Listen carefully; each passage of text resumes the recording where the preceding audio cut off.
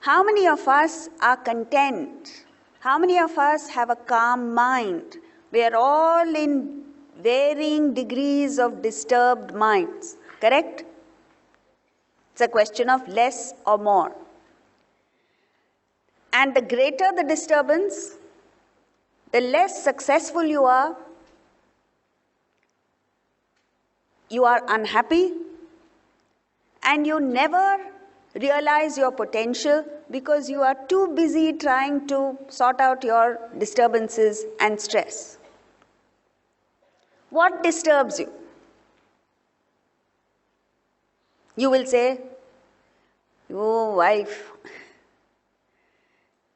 there is a man who used to drink a lot." And I asked him, his name is Govind. I said, "Govind, why do you drink so much?" He says, "Madam, if you had a wife like mine, you would also start drinking." Or it's the boss, or it's the mother-in-law or daughter-in-law. Somebody outside you creates the disturbance, is what you believe. But the truth is that nothing in the world can disturb you, yesterday we saw, except yourself. So this contentment is also within. It has nothing to do with what you have or don't have. As long as your focus is on your little personality, your body, mind, and intellect, these three equipment in you will go on demanding things. So you will be in a state of discontent. The moment you shift your attention from the body, mind, and intellect to spirit, Atman within you, even temporarily when you think of Atman, your agitation ceases. The mind is that which by default focuses on one or two things that you don't have, and it, by its own choice, makes all the things that you have irrelevant because it's not looking at what you have. It's only looking at what you don't have. It is the intellect that has the capacity to shift to what you have, and then you are content. So as we said, it has nothing to do with what you have or you don't have. You could own the whole world and still be discontent. You may have nothing and be supremely content like Sudama was. Sudama was in penury and lived a life of poverty, but never did he think that he was denied anything or deprived of anything. He was always in a state of contentment. So that is why even when he was sent on a mission to ask for help by his wife, the wife told him, "Why don't you go and ask Krishna for help? Krishna is a king there in Dwarka." And he agreed to go and ask. But just before he left, he came back and said, "But how can I go empty-handed to Krishna? He's a dear friend of mine." So even when he was sent on a mission to ask for help, he only thought of giving.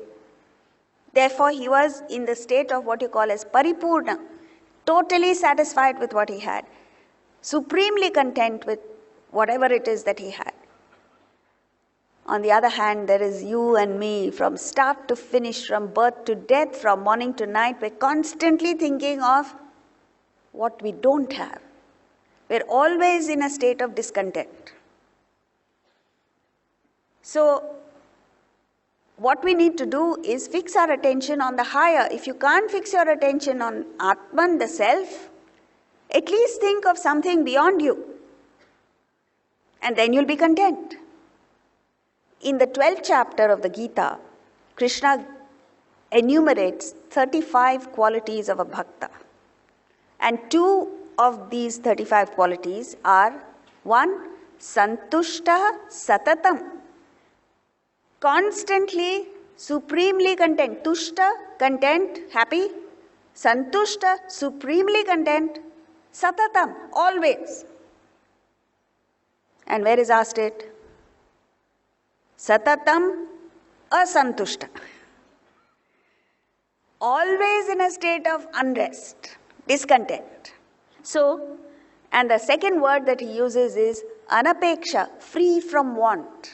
When you're content, you will naturally be free from want. Because you're full of want, full of desires, gurgling in your system, you are not content. As long as that desire remains unfulfilled, you can't be in a state of rest.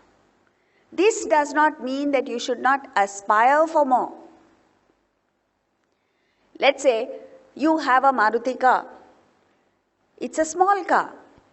You can be content with that Maruti car and aspire for a Honda City. That's okay. But if you are discontent with a Maruti car, you will be discontent even with a Rolls Royce.